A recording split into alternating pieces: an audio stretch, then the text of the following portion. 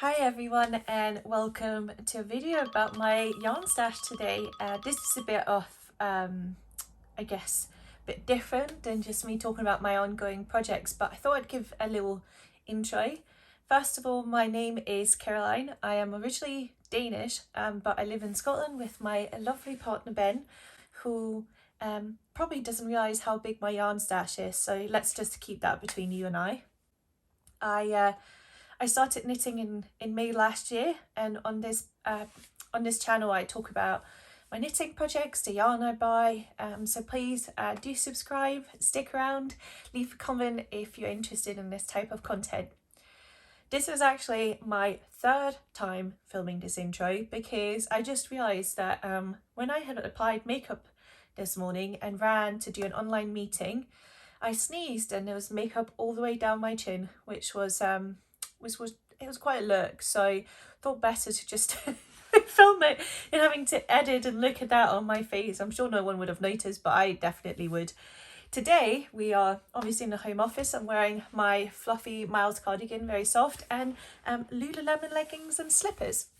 I'm also sitting on the floor in front of my closet, which I will show you. That's where I store all my yarn. So as I said, I store all my yarn in this closet. I store it in Ikea bags. I think I talk about them in the video, but they are the 4 to 6 litre bags and I find them really practical.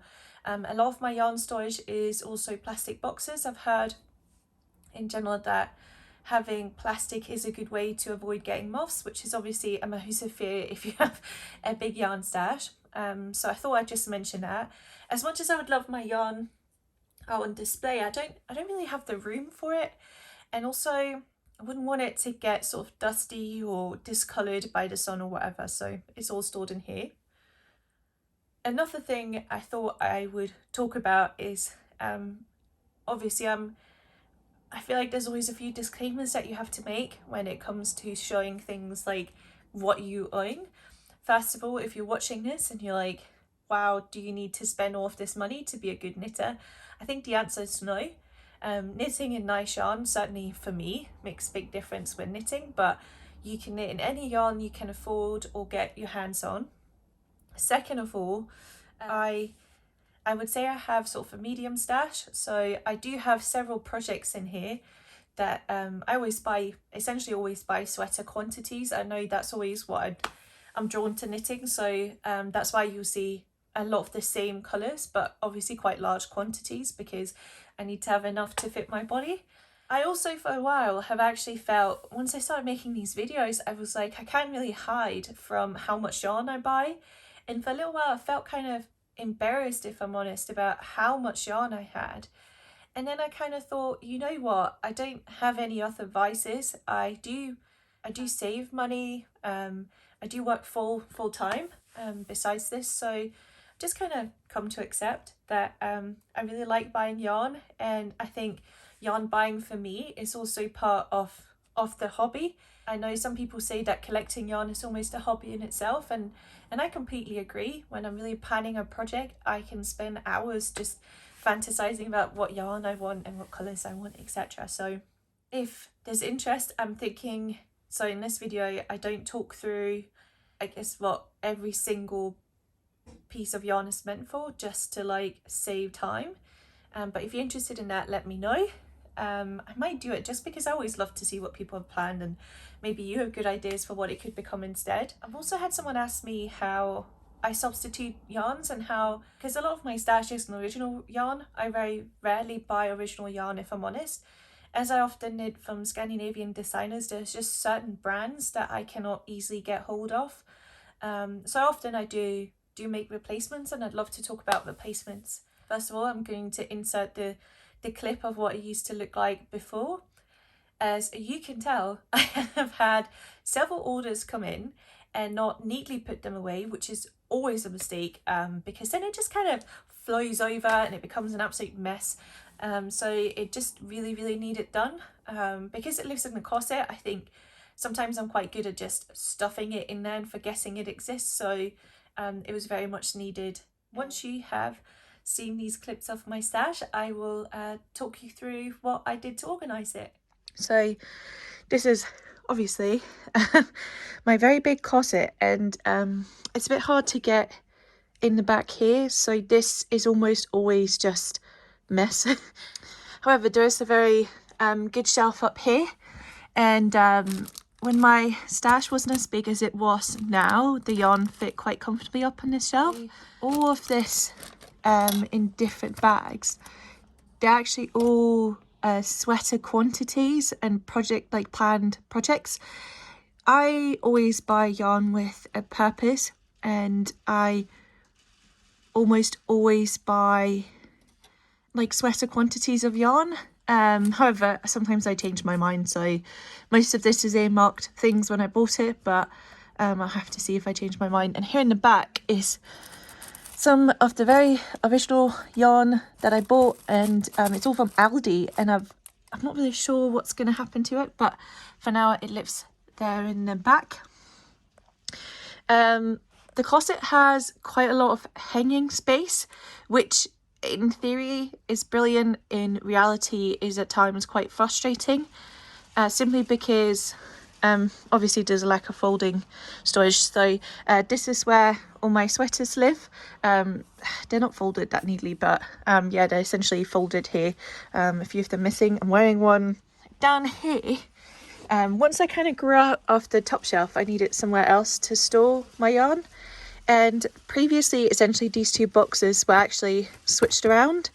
It wasn't that practical, so what I did today is that this box contains loads of leftover yarn. So I've sort of sorted it into types so it matches, and it is such small amounts that I will have to think of projects that, you know, like things like mittens and hats, etc. So I've put all of that in there.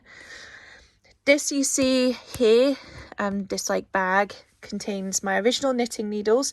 Again, something I might look to donate, just because I no longer see the need for the type of knitting needles I bought when I first started knitting. I didn't realise how big a difference there is between things like straight knitting needles and like circular knitting needles, as well as like the material they're made of. So I'm just gonna sit down properly, and then in here this is actually for embroidery, because I have this like master plan that one day I will embroider on my knitting.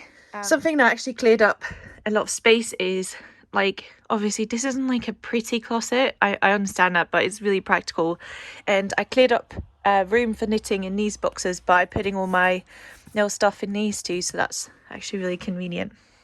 So yeah, in here, leftover yarn, needles I don't reach for often, embroidery thread, all of those things. And then here on top I have this is yarn I plan to knit with soon. This is actually, let's pop that out and I'll show you, this beautiful Sandeman yarn, which is very chunky, and this will clear up quite a lot of weight in my stash. Over here I then put all of these are bags which contains again like sweater quantities, so like these two go together and these two go together, so but I like storing them in these Ikea bags just like I did up there. I've heard before that this is actually the best way to make sure you don't get any moths or any other animals like attracted to your yarn, because they don't really like plastic. I also find it's like a lot more convenient for storage. So these are Ikea bags. Yeah, they're from Ikea. So these are 4 and 6 litres, and I think the 6 litres just about fit enough like lace and fingering weight, like in my sweater quantities, whereas these, like, as you can tell, like obviously like it's not going to fit much more than that. So and then I have Knitting is My Rehab. Whips often sends like the little Eucalan samples, so I like to keep those around too. Up here, this is another one of my next projects, and I neatly put it in this basket for Instagram, but I realised it was quite practical, so that's also in a tote ready for when I start knitting that. And then, as I said, in here just loads of yarn. for upcoming projects. I will show you some of the pretty things. This is actually something I've used to hold yarn in the past. So I have these beautiful yarns that I bought from Ria Yarns. Not sure what they will become yet. When I've ordered hand-dyed yarn, I've often gotten little minis. So these are all mini skeins. Not sure what they will become. Then this is for a black sweater. So here we have a Nina in charcoal, which on the camera, at least to me, looks very black, but it's actually a very dark grey in real life. And then Cumulus in onyx, which is basically a black. So all of those live in here. Here at the very front we have some Lano Gatto, obviously my favourite hand-dyed baby alpaca. And then we have this beautiful bright orange. And yeah, not sure what this is, earmarked for Terrasso, but I'm not sure what this will become yet, so have to wait and see. But anyway, I just think that having it all stored in this way means that I can, you know, a lot of these are sort of projects that I plan to work on really soon, so it makes a lot more sense that they are easy for me to reach. And currently my plan is to knit through a lot of this stash, and then over time like start doing more like leftover and small projects. I'll probably do this in summertime, because I find in summertime sitting with like a sweater quantity on your lap can just be way too hot. I'm just gonna pop this up here as well. How gorgeous is this, by the way? I don't know if the light will show it, but it's like just in between a grey and a lilac.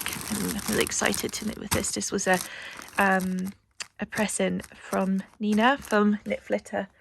So next thing is over here. So this is just a basket where I keep the Ikea bags. Obviously I understand that plastic isn't like the most sustainable choice, however know that I'll keep reusing the plastic, and so I don't feel too guilty, you know. I don't throw it out, and it's definitely reusable. Here I have tote bags for like storing yarn in, just like that. So I have some folded here. This is my D-pillar from Philips. This was a present from Ben, and it's really, really brilliant. You can see I've been D-pilling. It has yarn in there. Just really practical if you have loads of hand knits. So that's stored up here, and then in here I have all of well, most of at least all the tags for yarn I've knitted so far. It looks mad when I look at it like this, because it's such an extreme amount of yarn. You can also see my lovely jogging bottoms. I do apologise. I thought since I wasn't on camera I didn't need to put on uncomfortable clothing, but that's how things are stored in here. This is Karoline from the future, who realised that she should have said that another video idea that some people might be interested in that is that I have before shown how I have everything stored on Ravelry and how I organise my yarns. And I don't know if that would be useful to anyone. It is, I think, quite a good way to sort of keep track of what you have. And it might also be a better way to talk through some of my projects, or maybe include on what I'm planning to do in the future. So yeah, let me know if that'd be interesting. That's my whole stash. I hope you found it interesting. As always, leave questions and comments, etc. down below, or reach out to me on Instagram. And let me know if there's any other videos when it comes to knitting that you'd very much like to see. And hopefully I will see you again soon. Bye!